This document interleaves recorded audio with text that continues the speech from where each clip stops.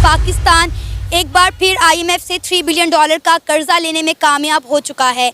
लेकिन मुझे नहायत अफसोस के साथ कहना पड़ रहा है कि पाकिस्तान आईएमएफ से कर्जा लेने वाला चौथा बड़ा मुल्क बन चुका है। पाकिस्तान आईएमएफ का चौथा बड़ा मकरूज बन चुका है। अब पाकिस्तान पर आईएमएफ का 10 बिलियन से भी ज़्यादा का कर्जा है। लेकिन पाकिस्तान ये कर्जा उतारेगा किस तरह?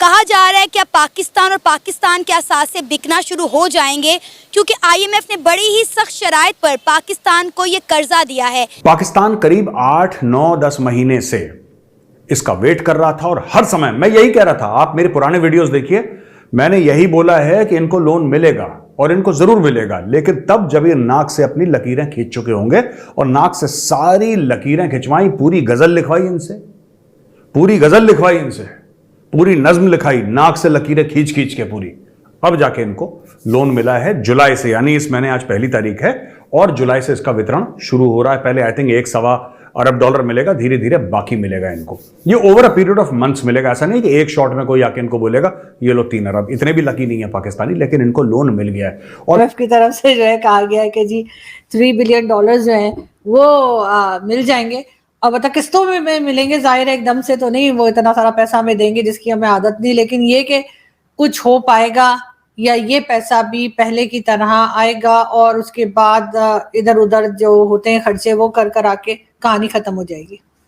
तो उस देखेगा कि आईएमएफ जब भी लोन देता है तो हमारे बिजनेसमैन जो होते हैं उनका कॉन्फिडेंस अप होता है, स्टॉक मार्केट में भी थोड़ी बहुत इम्प्रूवमेंट आती है और एक ट्रस्ट की जो स्पिरिट है वो चलती है मुल्क में कि हमारे जो इंटरनेशनल मॉनेटरी फंडिंग और लेंडर्स जो हैं वो हमारे साथ हैं।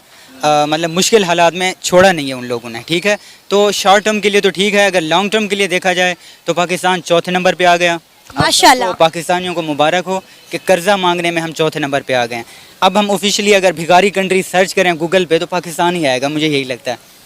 कुछ नहीं हो सकता आप लोगों का, मैं आपको बताता हूँ ना, आपको 6 बिलियन मिल जाए, 9 मिल जाए, 12 मिल जाए, जितना मर्जी दे दें आपको, आपके हाथों में छेद है, आपके पास पैसा खड़ा नहीं होगा। मैं आपको एक छोटी मिसाल देता हूँ ना, आप बहुत, हम पाकिस्तान के जो ये फौज है बड़ा करती है पाकिस्तानियत पाकिस्तानियत, हम जिंदा कौम है पाइंदा कौम है, ये गाने चलाते हैं टीवी पे।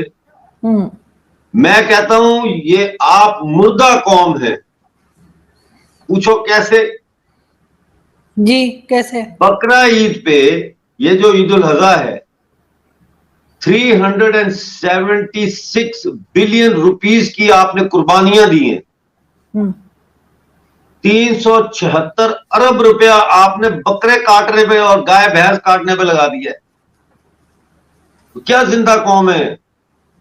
पता नहीं है कि मुल्क कहां जा रहा है, बजाय इसके कि 376 अरब रुपया पाकिस्तान की कौम जो है, अगर वो कौम है कहीं पे, तो वो कौम अपनी सरकार को देती कि कर्जा उतारो। एक मकरूज मुल्क के ऊपर तो कुर्बानी बनती नहीं है उसकी। बिल्कुल।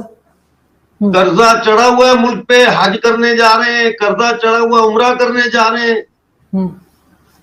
लिहाजा ये $3 अरब जब भी मिला, ये डेट सर्विसिंग में जाएगा, ये TADA में जाएगा, ये आपके 1 या 2 और इंपोर्ट्स का जो ट्रांजैक्शन है उसमें जाएगा, फिर आप स्क्वायर नंबर 1 पे खड़े होंगे। ये जो कर्जा लिया गया IMF से, आपको क्या लगता है, क्या ये पाकिस्तान के लिए यूज भी होगा या नहीं? ये पाकिस्तान के लिए यूज तो होगा, लेकिन ये नहीं पता यूज किधर होगा। अच्छा। मेन मसला ये हमें समझ नहीं आता जा किधर रहा है पैसा। तनख्वाहें भी कह रहे हैं कि कम कर दी हैं, थोड़ा उन्होंने कम, फॉर एग्जाम्पल 5 से 10% कम कर दिए हैं पैसे हर किसी की सैलरी में, और बहुत से मतलब चीज़ें उन पर टैक्स लगाया हुआ है एक्स्ट्रा। गाड़ियाँ वगैरह देख लें आप, जो ले रहे हैं, जो आज 15-20 लाख की मिलती है, वो आज 50 लाख रुपए की एक गाड़ी है, तो उस चीज़ पे हमें टैक्स लगा रहे हैं। वही टैक्स उनको IMF पाकिस्तान अगर दे रहे हैं तो दे भी रहे हैं तो कम्प्लीटली नहीं दे रहे टैक्स। फॉर एग्जांपल 70% अपने पास रखें, 30% करके हर एक आइटम से वो दे रहे हैं। पाकिस्तान का ना शुरू से इशू ये है कि इनके पास पैसे नहीं है। हमने दुनिया से पैसे ले लेके अपना कंट्री चलाया है।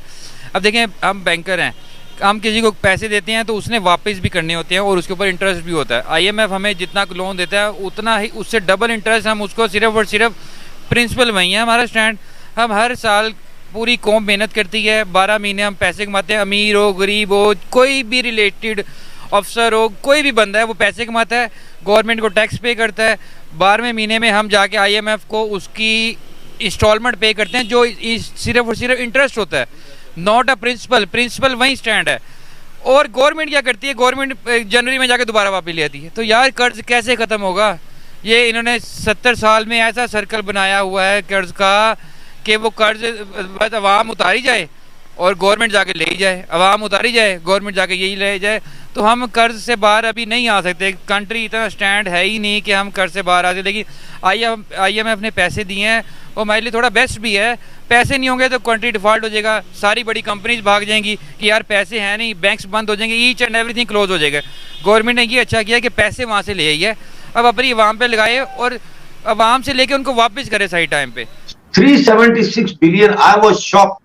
ये जियो की न्यूज है। जी आई वाज शॉक्ड कि 376 अरब रुपए पाकिस्तान के लोगों ने कुर्बानी के ऊपर लगा दिया, जबकि बाल बाल जो है वो आने वाली नस्ल भी कर्जे में डूबी हुई है और इतनी कॉन्शियस नहीं है इनको कि ये अपने मकरूज मुल्क है, अपनी रियासत को कहें कि इस दफा ईद पे हम कुर्बानी के पैसे जितने भी होंगे सब वो सरकार के अकाउंट में जमा कराएंगे, उतारो कर्जा।